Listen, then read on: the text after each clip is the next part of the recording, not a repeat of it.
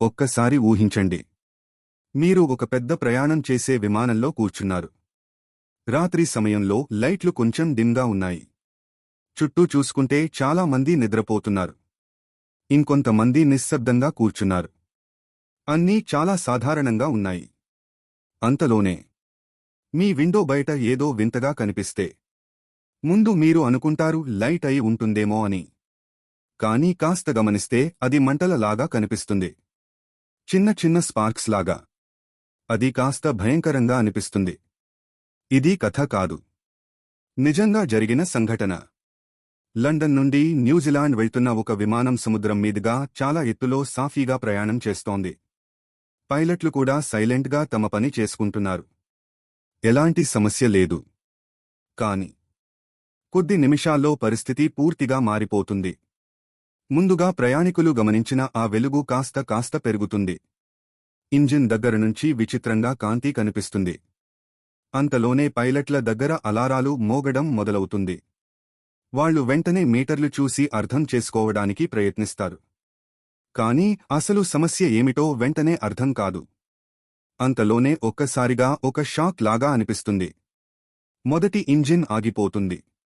పైలట్లు వెంటనే స్పందించడానికి ప్రయత్నిస్తారు. కానీ అంతలోనే రెండో ఇంజిన్ కూడా ఆగిపోతుంది. ఇప్పటికే టెన్షన్ మొదలైంది. కానీ అసలు భయం ఇంకా ముందుంది. కొన్ని క్షణాల్లోనే మూడో నాలుగో ఇంజిన్లు కూడా పూర్తిగా ఆగిపోతాయి.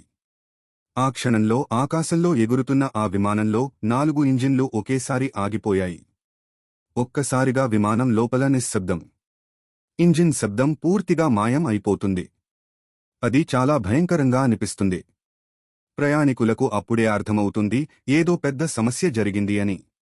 ఇప్పుడు విమానం శక్తి లేకుండా గాలిలో జారుతూ కిందికి దిగుతోంది. ఎత్తు కాస్త కాస్త కాదు వేగంగా తగ్గుతోంది. లోపల కొందరు భయంతో దేవుడిని ప్రార్థిస్తున్నారు. కొందరు ఏం జరుగుతుందో అర్థం కాక షాక్లో ఉన్నారు. అంతలోనే పైలట్ ఒక ప్రకటన చేస్తాడు.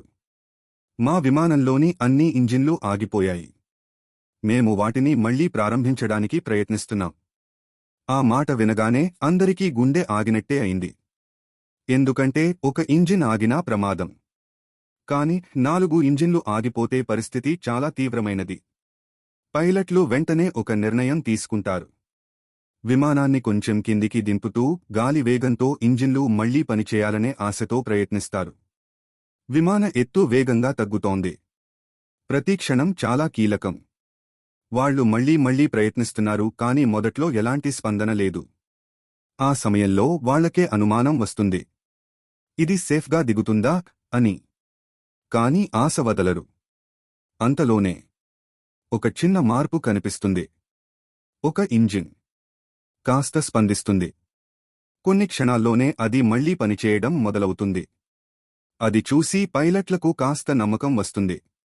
వెంటనే ఇంకో ఇంజిన్, ఆ తర్వాత ఇంకొకటి, ఇలా ఒక్కొక్కటిగా అన్ని ఇంజిన్లు మళ్లీ పనిచేయడం మొదలవుతాయి. అప్పటికే దాదాపు ఆశ కోల్పోయిన ఆ విమానం మళ్లీ ప్రాణం దక్కించుకుంది. లోపల ఉన్న వారికి పూర్తిగా అర్థం కాకపోయినా విమానం స్థిరంగా మారడం వల్ల కాస్త ఊపిరి పీల్చుకుంటారు. పైలట్లు వెంటనే దగ్గరలో ఉన్న జకార్తా విమానాశ్రయానికి మళ్లిస్తారు. చాలా జాగ్రత్తగా చివరకు ఆ విమానం సురక్షితంగా దిగుతుంది. అందరూ సురక్షితంగా బయటపడతారు. తర్వాత జరిగిన విచారణలో అసలు కారణం బయటపడింది. ఆ విమానం తెలియకుండానే ఒక అగ్నిపర్వతపు బూడిద మేఘంలోకి వెళ్ళింది. ఆ బూడిద ఇంజిన్లలోకి వెళ్లి వాటిని పూర్తిగా ఆపేసింది.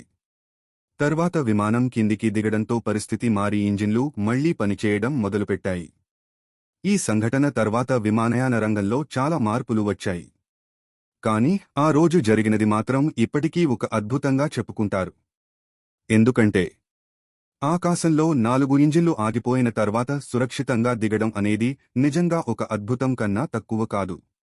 మీరు ఆ విమానంలో ఉంటే ఆ సమయంలో మీకు మొదట ఏమనిపించేది?